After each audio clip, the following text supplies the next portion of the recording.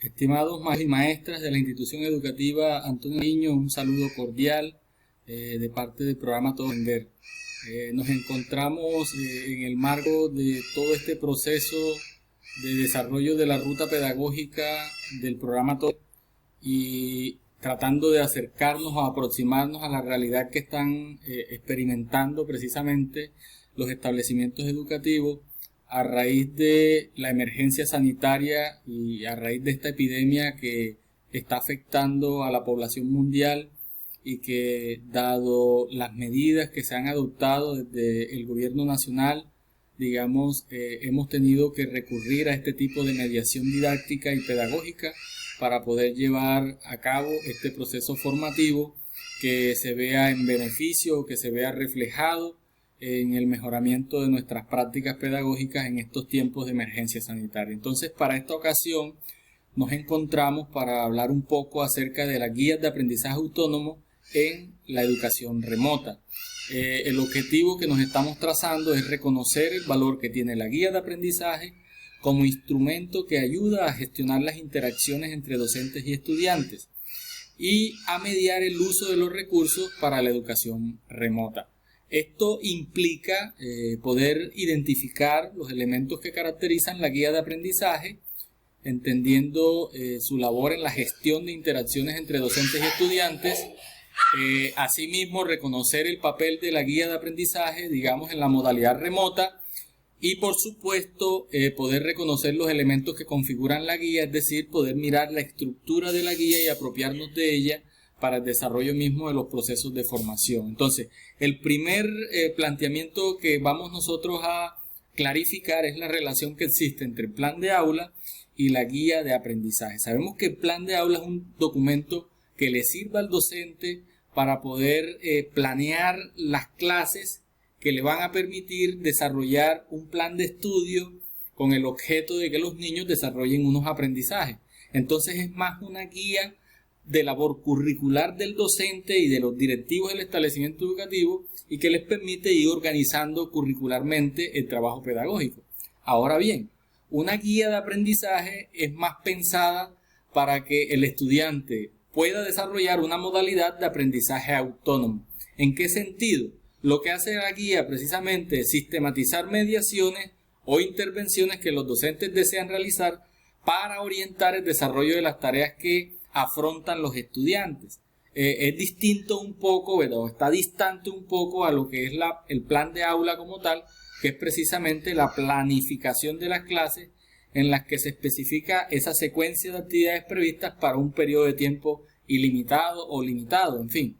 Bien, también es importante entonces, desde la definición que nos plantea Aguirre en el año 2004, nos precisa que la guía es una herramienta valiosa de motivación y apoyo, que es una pieza clave para el desarrollo del proceso de enseñanza a distancia, porque promueve el aprendizaje autónomo al aproximar al estudiante, a través de diversos recursos didácticos a que él logre apropiarse del conocimiento del objeto de aprendizaje. Entonces aquí en la guía de aprendizaje nosotros podemos usar las explicaciones, los ejemplos, los comentarios, los esquemas y otras acciones similares que pueda normalmente realizar el docente en el aula de clase, pero que dadas las condiciones que tenemos hoy, entonces la guía lo que hace es propiciar ese tipo de situaciones, pero para que el estudiante las desarrolle en su entorno familiar. Entonces por eso decimos que la guía es inicialmente mediadora de recursos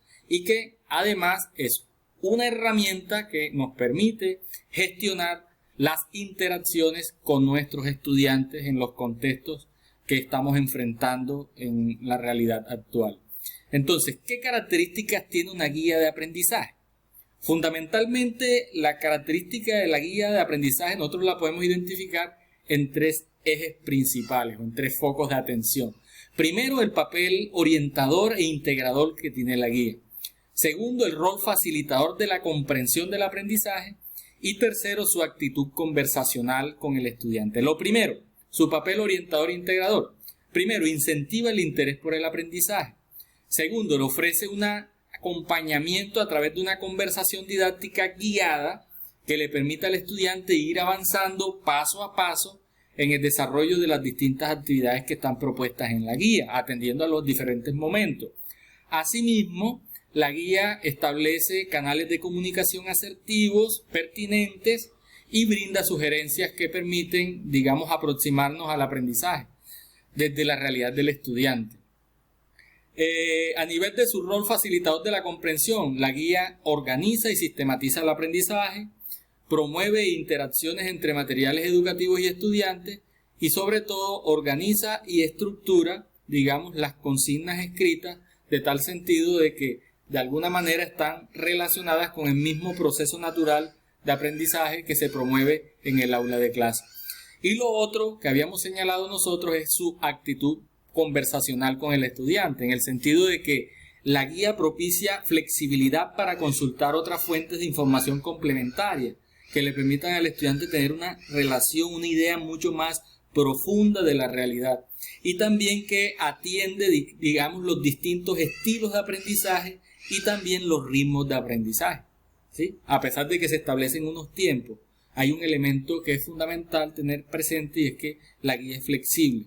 Lo otro, establece tareas como un mecanismo de evaluación formativa donde no solo nos interesa el desarrollo mismo de los aprendizajes, sino también cómo se va gestando ese proceso de aprendizaje.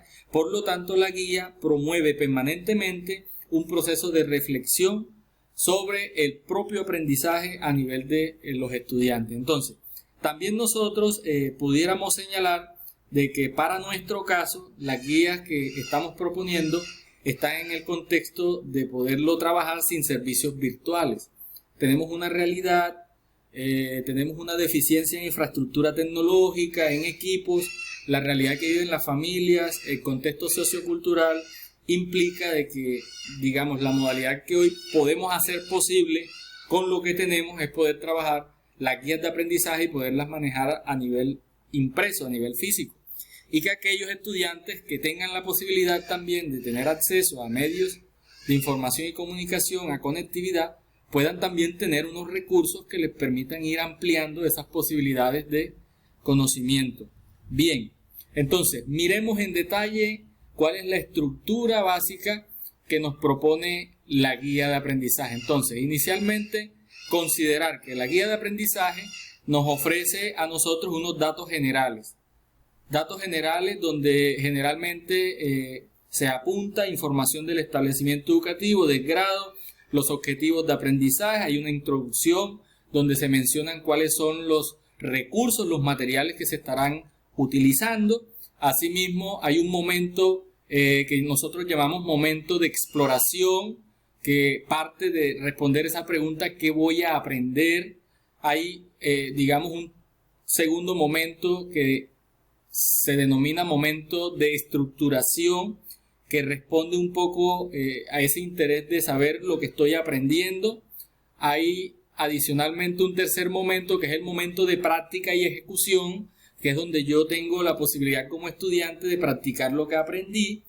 Y también hay un momento de transferencia, que es precisamente donde reconozco cómo fue que aprendí, ¿sí? Reconozco el camino que recorrí, los pasos, los momentos, las actividades que tuve que desarrollar y la manera como las abordé para poder resolver la situación.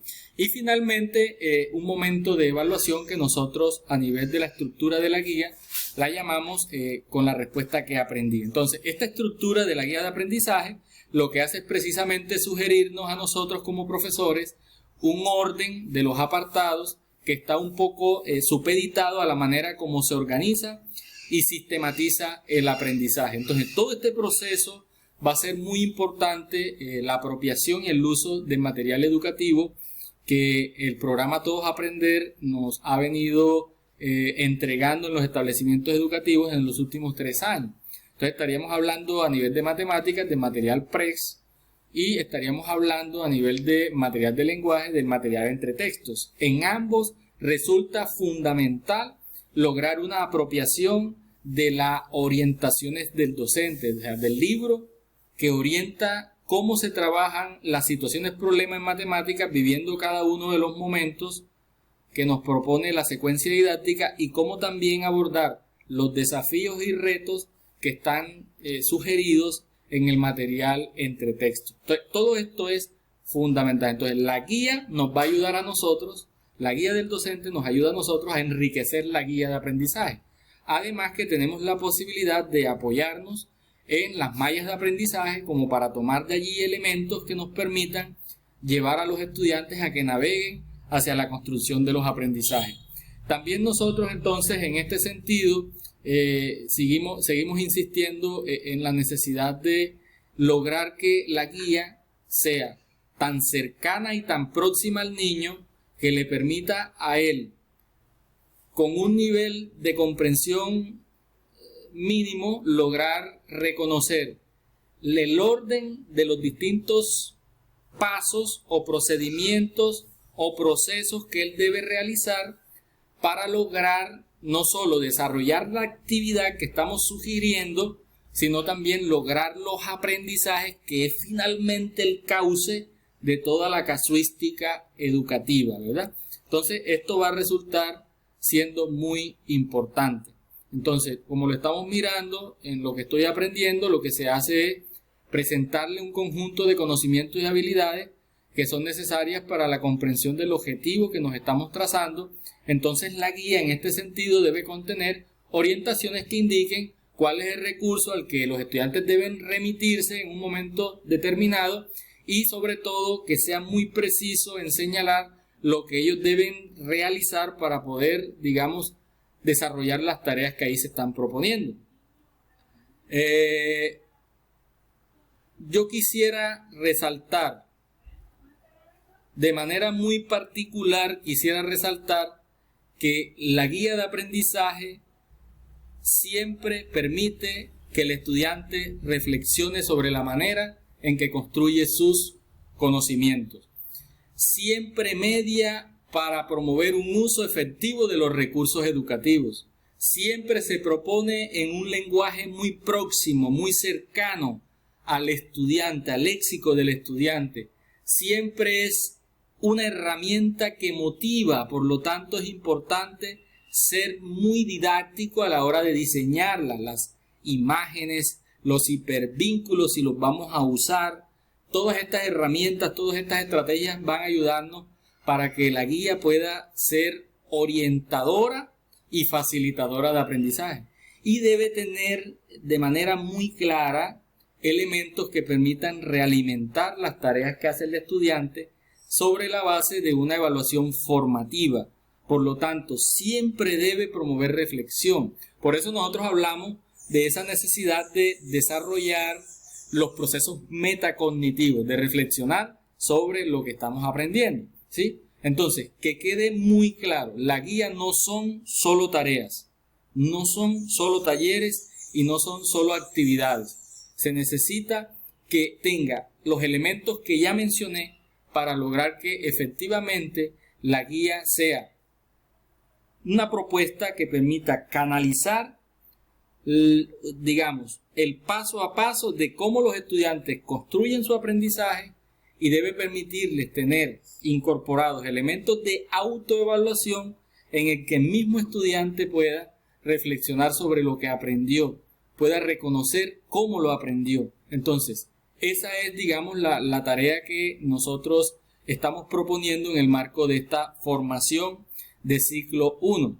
En un próximo video estaremos mostrando, compartiendo en el detalle una guía de aprendizaje que yo construí, digamos, donde vamos a aterrizar todos estos conceptos que estamos compartiendo con ustedes. Muchas gracias y nos vemos pronto.